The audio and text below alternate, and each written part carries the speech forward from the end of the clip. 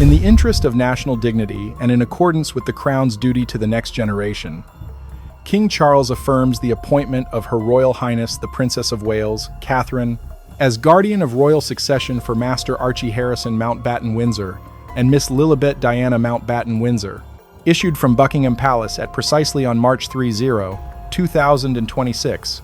The British monarchy declared its most unambiguous institutional repositioning since the abdication crisis of 1936. The children of Prince Harry and Meghan Markle are now officially under royal custodial oversight. The decision follows months of documented instability, legal violations, and what senior officials call the symbolic erosion of duty by their biological parents. The Royal Guardian Declaration was not a reaction to a single event, but a culmination of systematic concerns dating back to mid-2025. The final trigger came on March 24, 2026, when Meghan Markle appeared in Dubai at the Royal Women's Empowerment Forum hosted at the Burj Al Arab. Markle, without prior coordination with the Foreign and Commonwealth Office or the Palace Press Secretary, introduced herself to a high-profile international audience as the mother of the next generation of royal changemakers. She wore diamond earrings gifted to the crown in 2014 by the Saudi royal family and stood beneath a gold-lettered banner referencing the Sussex children by name. No mention of Prince Harry, no trace of Archie and Lilibet. According to an internal report from GCHQ and diplomatic attachés stationed in the UAE, the event included unofficial branding materials bearing the royal crest, the term HRH, and commercial pitches tied to Meghan's upcoming book and lifestyle project. These actions violated a confidential title usage memorandum signed by Harry and Meghan in July 2025, which explicitly barred the use of royal associations in foreign jurisdictions without written consent.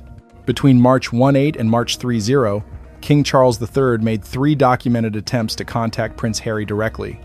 2 calls were routed through official Montecito security channels. A final diplomatic communication was dispatched via the British Consul General in Los Angeles. There was no response. Instead, verified photographs placed Prince Harry at the Bellagio Conference Center in Las Vegas on March 28, attending a cybersecurity roundtable hosted by a former Invictus Games sponsor. He appeared alone and declined all media inquiries. Internal sources described the prince as disoriented, emotionally withdrawn, and unwilling to address urgent family matters. The Crown's unprecedented declaration rests on 3 foundational legal pillars. The Succession Clarity Protocol, activated in early March 2026, mandates that any royal heir under the age of 16 must maintain continuity of care and verified institutional guardianship in the event of parental misconduct. The Legacy Protection Clause, originally codified in 1937 and invoked only once since, enables the Crown to seek partial custodial authority if royal minors are deemed to be in conditions of prolonged neglect, cross-border displacement, or reputational harm. The Royal Child Welfare Oversight Act, developed jointly with the Department for Education and the Home Office in 2024, establishes a sovereign pathway for appointing guardianship roles that supersede commercial parental claims in the context of the royal line. All 3 were cited in the March 3-1 filing submitted to the High Court of Justice, Family Division, by Lord Pembroke, on behalf of the Sovereign Circle. Central to the palace's legal momentum was Princess Anne's formal dossier submitted at Sandringham on March 27. The report, assembled over a 4-month period by the Office of Royal Protocol, catalogued 17 individual incidents of unauthorized title usage by Meghan Markle, 6 brand partnerships referencing Lilibet and Archie without consent, 3 internal testimonies from former staff citing emotional instability and neglectful delegation of care, 2 flagged payments to unvetted childcare agencies in California. Anne's position, voiced during a closed-door session at Clarence House, was direct. These children are not accessories. They are not stepping stones for public redemption or private wealth. They are Windsors, and the Windsors shall reclaim them. This rhetorical framing helped neutralize anticipated legal backlash from Meghan Markle's legal team, which quickly issued a preemptive statement referring to the move as maternal erasure through legacy law. The selection of Princess Catherine as royal guardian was met with broad internal consensus. A memo circulated among senior aides described her as emotionally balanced, institutionally aligned, and personally invested in the long-term well-being of the Crown's youngest heirs. In the same internal briefing, It was confirmed that Catherine had consulted two child development advisors from UNICEF, a UK-based trauma psychologist specializing in cross-border custody disputes, former aides to Queen Elizabeth II regarding legacy integration for displaced royal minors. The plan laid out under Catherine's stewardship includes dual-track bilingual education for Archie and Lilibet UK-US, seasonal heritage reintroduction programs at Balmoral and Sandringham, mandatory suspension of all commercial content featuring the children, creation of a sealed personal identity trust to fund emotional, academic, and legal support through 2040. In parallel to the guardianship decision, the Sovereign Circle approved a financial compliance directive mandating that Meghan Markle fulfill her obligations under the 2022 Royal Parenting Cost Share Agreement.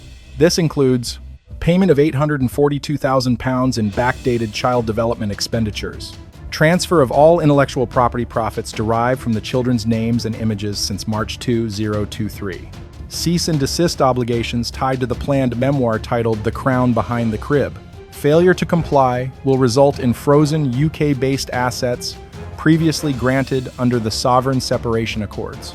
The Royal Guardian Declaration, on March 31, 2026, was not the product of sudden emotion, but the endpoint of a steady and calculated escalation. Inside the palace, the issue of Archie and Lilibet had evolved from a private family concern into a matter of national and institutional preservation. On the 18th of December 2025, Prince William chaired a confidential legal strategy session at Windsor Castle. Attended by representatives from the Royal Household Legal Office, the Home Office Liaison on Child Protection, and financial auditors attached to the sovereign grant, the session focused on a red flag audit of Archewell Foundation subaccounts. The audit showed that between February and October 2025, over £1.2 million had been allocated to what the documents termed media positioning and visual storytelling of minor heirs. £314,000. £200 was specifically tied to contracts with consultants preparing content pitches to streaming services, including an unapproved docu-series titled Archie and Lilibet, California Royals. William's reaction was uncompromising. According to a palace source, he stated, "We are not shareholders in a reality franchise. We are custodians of legacy." This internal stance was reinforced just weeks later, when Princess Anne formally submitted a dossier to the Sovereign Circle, outlining concerns raised by former royal staff and international observers. Included was sworn testimony from a Canadian child development advisor who had observed Lilibet during a short visit to Vancouver in July 2025. The advisor noted signs of emotional inconsistency, dislocation, anxiety, and curated public identity framing. The report warned of long-term developmental risks if the children remained in an unstructured, brand-forward domestic environment. Amid growing concerns, Catherine, Princess of Wales, convened a discreet working group of her own. By March 10, 2026, a full custody transition blueprint had been drafted. It included educational stabilization measures, psychological support protocols, and a total moratorium on media exposure involving the children's likeness. Notably, it recommended the formation of an independent trust overseen by the Duchy of Cornwall to fund all child-related expenses until 2040. While this quiet machinery moved forward in the UK, Meghan Markle was preparing a counteroffensive in California. On March 12, Archewell Legal issued a legal preservation notice to major media outlets, claiming that any royal interference in maternal custodial rights could be construed as extra-jurisdictional overreach. Simultaneously, her public relations team began circulating preview materials for her proposed memoir, The Crown Behind the Crib, branding it as a mother's fight against monarchy-driven erasure. The tipping point came March 27, when intelligence analysts briefed the palace on audio obtained via diplomatic back channels. At a closed-door Dubai donor event, Meghan had allegedly stated, "Let them try to take my children. This crown feeds on tradition, and I am rewriting the script." To the Sovereign Circle, this was no longer about public relations, it was about containment. On March 30, a quorum vote was held at Sandringham. Queen Camilla abstained. Princess Anne, Prince William, and Duchess Sophie voted unanimously in favor of triggering the Royal Guardian Protocol. The motion passed. Within 24 hours, Catherine's name was inscribed into the custodial writ. the line had been crossed. The Crown would act not for control, but for continuity. With the Royal Guardian Declaration prepared and the internal votes secured, the palace moved rapidly to convert policy language into enforceable legal action. By the afternoon of March 3, 2026, a sealed filing was delivered to the Family Division of the High Court of Justice in London. The 47-page document, drafted by Lord Pembroke and signed under sovereign authority, invoked 3 emergency instruments simultaneously: the Legacy Protection Clause, the Royal Child Welfare Oversight Act, and the newly ratified Lilibet Protocol, a framework designed specifically for royal minors exposed to commercial exploitation across borders. According to court officials briefed on the submission, the filing argued that Archie and Lilibet were experiencing what lawyers termed jurisdictional instability, rotating residences between California and temporary overseas locations, inconsistent educational enrollment, and security arrangements funded through opaque, private contracts, rather than accredited royal or governmental channels. The dossier included spreadsheets tracking the children's schooling over the previous 18 months. In that period, Archie had reportedly been enrolled in 3 separate private tutoring systems, none exceeding 12 consecutive weeks. Lilibet, meanwhile, had no verified preschool placement, recorded after September 2025. The palace's legal team framed these figures not as isolated parenting choices, but as a structural pattern, incompatible with the Crown's safeguarding obligations. At the center of the argument stood Princess Anne. In a sworn memorandum attached to the filing, Anne detailed what she called a sustained and deliberate rebranding strategy centered on the Sussex children. Her annexes listed licensing drafts, speaking engagement prospectuses, and sponsorship decks circulated in the Gulf region between October 2025 and March 2026. One document marked confidential. Phase 2 positioned Lilibet as a cross-cultural Royal Heritage Ambassador and projected 7-figure annual endorsement revenue by 2028. Anne's conclusion was clinical rather than emotional. Repeated attempts to commercialize the identity of royal minors without institutional authorization constitute material risk to their welfare, security, and legal standing. Those findings underpinned the most controversial portion of the palace's move: a demand for compulsory compliance orders directed at Meghan Markle. Under the proposed structure, Meghan would be required to adhere to a royal maintenance and responsibility schedule modeled on post-divorce Crown family settlements. The schedule, filed with the court, outlined mandatory quarterly disclosure of all income streams linked to the children's names or likenesses, immediate cessation of merchandising, publishing, or promotional projects involving Archie or Lilibet, annual contributions of no less than £1, $6 million into a protected child welfare trust, covering education, therapy, security vetting, and relocation logistics. Retroactive reimbursement for £842,000 in child-related expenses that palace auditors claimed had been redirected toward public relations retainers and legal consultancies in 2024 and 2025. Failure to comply, the filing warned, would trigger asset freezing petitions in the UK and reciprocal recognition motions in US family courts under international parental responsibility conventions. Parallel to the financial demands, the palace sought temporary relocation authority.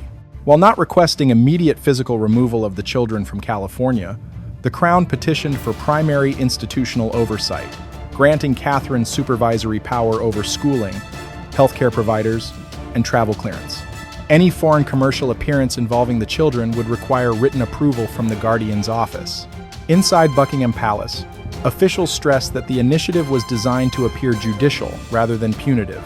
Briefing notes circulated to Commonwealth diplomats emphasized 3 objectives: stabilization, depoliticization, and long-term developmental continuity. Prince William, who oversaw the legal coordination with the Home Office, insisted the language remain narrow. According to aides present during drafting sessions, he rejected early versions that framed the parents' conduct in moral terms, demanding instead that the filing rely on accounting records, contractual documents, and residency logs. "We win this on paper," he reportedly told advisors, not in outrage. Across the Atlantic, Meghan's legal team responded within hours. Archewell attorneys filed notices in California requesting preservation of jurisdiction, arguing that the children were habitual residents of the United States and warning that the palace's actions risked forum shopping through constitutional novelty. They also disputed the palace's financial figures, claiming that security and consultancy payments had been reasonable and proportionate given persistent media threats. Yet privately, according to two US-based legal consultants later briefed on the matter, the palace's documentation posed a serious challenge. The vulnerability, one analyst noted, is not emotional. It's transactional. If you can show monetization tied to minors and instability in schooling, courts pay attention, royal or not. By the end of the first week of February, the case had quietly transformed into a multi-jurisdictional custody contest involving British constitutional advisors, American family law specialists, and diplomatic intermediaries. What had begun as a palace statement was now a litigation campaign, and at its center stood a single institutional proposition the Crown intended to defend relentlessly. That guardianship was no longer symbolic, it was enforceable. Following the legal filings of March 1, 2026, and the ensuing jurisdictional motions in both the UK and US, the focus within the sovereign circle shifted from litigation to implementation. Princess Catherine, now officially appointed as guardian of royal succession for Archie and Lilibet, began rolling out a phased reintegration plan developed in consultation with pediatric development specialists, royal education advisors, and intergovernmental child welfare officers. The core of the reintegration blueprint was built around three pillars: emotional rehabilitation, institutional normalization, and protection from reputational volatility. While public attention centered on the legal headlines, internal efforts within Kensington Palace became focused on the mechanics of transforming two children born into media controversy into private citizens with optional royal affiliation by their own choosing, and only upon adulthood. At the heart of Catherine's proposal was a dual-track education model. Archie and Lilibet would be registered in a bilingual academic program, underwritten by the Crown, but managed through independent international school systems in both the UK and Canada. The curriculum would emphasize civic engagement, critical thinking, and heritage studies, not royal protocol or public engagement. A specially tailored educational charter, drafted in February 2026 by a private consultant to the Duchy of Cornwall, outlined the goals. Enroll Archie, aged 7, in a structured classroom environment by March 2026. Begin Lilibet's foundational education in the UK by September 2026. Rotate seasonal learning residencies between Windsor and Victoria, British Columbia. Engage in monitored peer socialization with children of non-royal civil servants and diplomatic families to minimize media influence. Catherine, a former education advocate with deep ties to early childhood development initiatives, also ensured the children would receive regular psychological evaluations to assess adjustment and trauma patterns, particularly in response to their high-profile parents' reputational collapse. Another critical arm of the blueprint was the Royal Child Content Moratorium, a set of formal restrictions on any commercial, documentary, or promotional use of the children's images, voices, or names. This moratorium, filed with the UK Intellectual Property Office and mirrored in a US cease and desist letter, blocks future marketing or media pitches featuring Archie or Lilibet, public narration of the children's experiences without institutional consent, any release of photographic or audiovisual materials previously collected for Archewell projects. Catherine reportedly insisted that the moratorium be extended not only to Meghan and Harry, but also to all third-party production companies, talent agents, and publishers who had previously negotiated with Archewell or their affiliates. This effort was reinforced on February 5, when the palace's legal office issued formal notices to streaming platforms that had received unauthorized Sussex-related child proposals in the past 12 months. Despite the restrictive measures on media use, the plan did not sever Archie and Lilibet from their heritage. Instead, the strategy emphasized private reconnection with the monarchy through controlled, informal exposure. The reintegration program includes quarterly heritage retreats at Balmoral and Sandringham, supervised by Catherine and Princess Anne, one-on-one mentorship sessions with Lady Louise Windsor, who was officially appointed as cultural liaison for the children, quiet access to the Queen Elizabeth II Legacy Library, where curated materials about royal ancestry and British civic history would be presented when age-appropriate. A sealed letter from King Charles, composed with Constitutional Council, to be opened by each child on their 18th birthday outlining their optional path toward formal re-entry into public royal life. These measures were designed to prevent the children from growing up alienated from their origins, while shielding them from premature institutional obligations. On February 2, a new custodial framework was approved by the Privy Council, under the classification Supplemental Guardianship, S26, RC Protocol. It authorized Princess Catherine to appoint 3 additional figures to share operational caregiving responsibilities during the reintegration period. Lady Louise Windsor, age 22, responsible for youth mentorship and peer engagement. The Duchess of Edinburgh, Sophie, overseeing emotional well-being and routine care logistics. A royal-appointed education liaison, unnamed due to child safety reasons, who would coordinate transatlantic academic compliance. Prince Edward, though not in a day-to-day role, agreed to act as guardian liaison with the Home Office for any emergency coordination involving international movement or medical authorizations.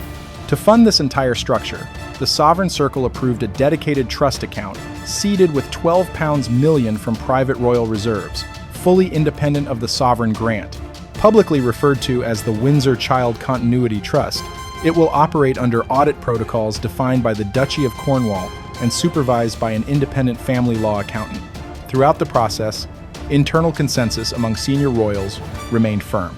While Queen Camilla reportedly expressed concern about setting a precedent for legal intervention in family disputes, her objections were recorded and overruled by a 2/3 majority vote within the Sovereign Circle. King Charles, though more reserved, affirmed the direction in a written statement included in the Privy Council minutes. The preservation of family dignity requires not sentiment, but structure. We act for the children, not against the parents. Public disclosure of Catherine's guardianship was managed with strategic caution.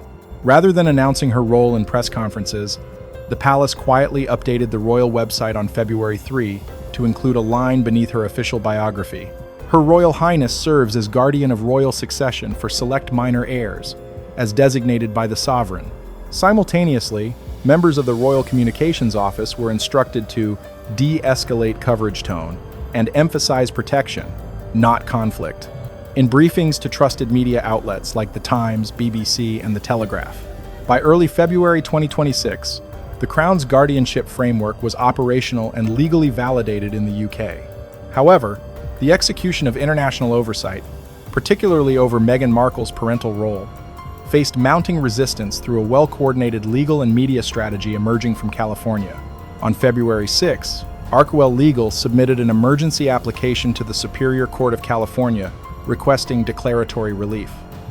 The document sought formal recognition that Archie and Lilibet were U.S. residents, asserting Meghan's full maternal custody under California's Family Code sections 3002 and 3020. The filing included signed affidavits from former household staff affirming that the children had resided exclusively in Montecito for the majority of the past 24 months. Simultaneously, Meghan's legal team activated a transatlantic media counteroffensive. Statements released to CNN and The Guardian framed the palace's actions as a coordinated institutional campaign to marginalize a mother of mixed-race royal heirs. The phrase maternal erasure was repeated across multiple networks, appearing in over 48 media articles within 72 hours. But while headlines amplified emotional narratives, behind the scenes, Meghan's legal infrastructure revealed strategic vulnerabilities. A forensic financial review ordered by the UK's Child Welfare Commissioner and shared confidentially with the Home Office detailed extensive misalignment between declared expenses and actual child-related allocations within Archewell's accounts. Key findings included £726,000 in retainer fees paid to 4 separate PR firms for public sentiment monitoring campaigns focused on the children, over £180,000 in first-class travel expenses linked to non-accompanied trips taken by Meghan between 2023 and 2025, no verified school tuition receipts issued from accredited institutions between July 2025 and March 2026. The palace's legal team seized on these figures, submitting an amendment to the High Court petition on February 9. The revised motion included a request for court-supervised audits of any trust vehicles or corporate structures monetizing Archie and Lilibet's images, likenesses, or identities. Moreover, under pressure from Princess Anne, The palace introduced a formal parental responsibility compliance order to be recognized under the Hague Convention on the Civil Aspects of International Child Abduction, 1996 revision. This move would allow UK rulings on guardianship and maintenance to be provisionally enforceable in US courtrooms, pending recognition hearings. Back in Montecito, the response was twofold. First, Meghan began accelerated negotiations with publishers for her planned memoir, The Crown Behind the Crib, A Mother's Truth, offering manuscript previews under strict NDA. According to sources within the publishing sector, the text leans heavily on themes of betrayal, race, and victimhood, casting the royal family's actions as a second abdication, this time of maternal identity. Second, Archewell filed a pre-litigation motion on February 10 against Netflix and Spotify, alleging breach of implicit support agreements. Insiders suggested the move was designed less to win damages and more to signal defiance to dissuade media platforms from fully complying with the palace's content moratorium on child-related material.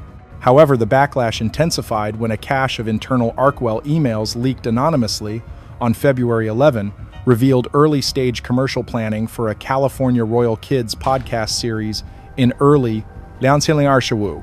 One email, allegedly authored by a senior Archewell strategist, stated, "The key is to position the children as aspirational without violating title boundaries.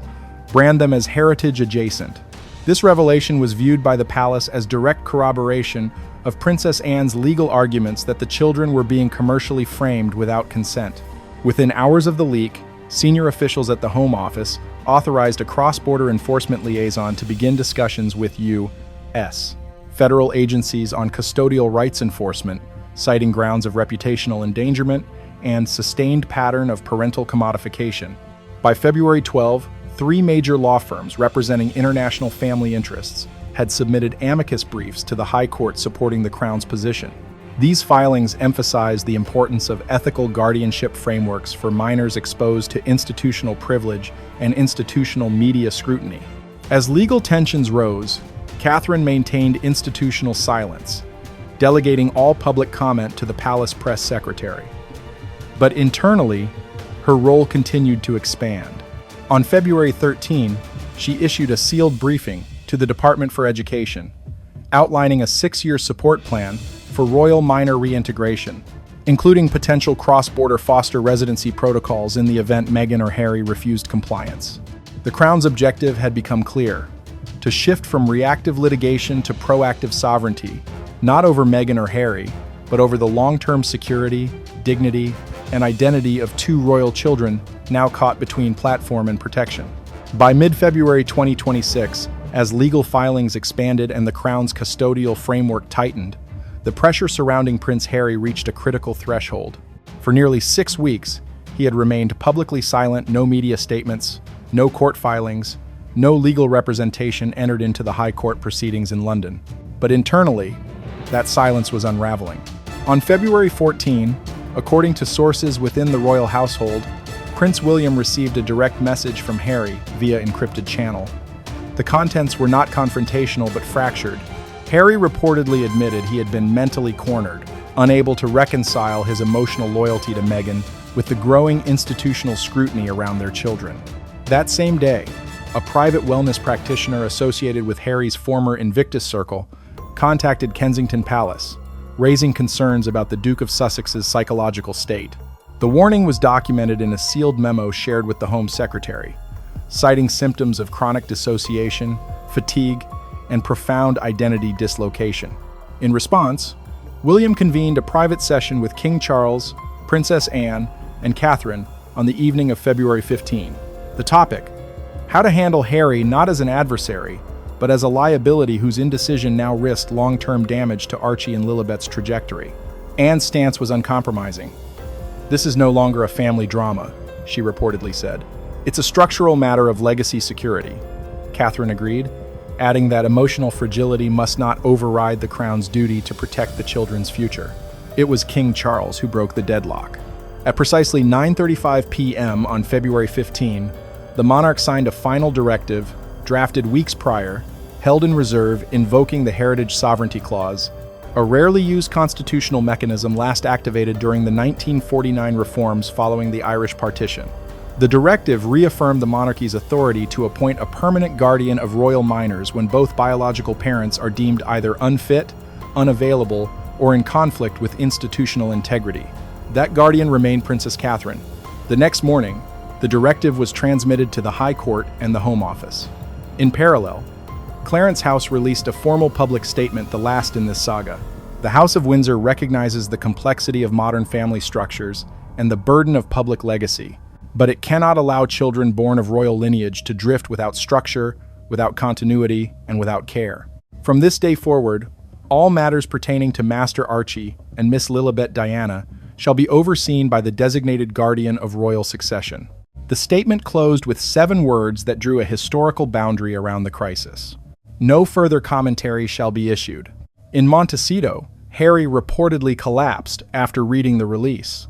Multiple sources close to his private security detail confirmed he had contacted a former SAS colleague requesting a way back to the UK separate from Meghan under sealed terms.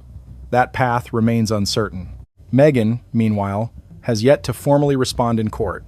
Her memoir deal is rumored to be faltering amid mounting publisher hesitation and reputational risk. Arkwell operations are functionally suspended. But for the monarchy, the matter is settled.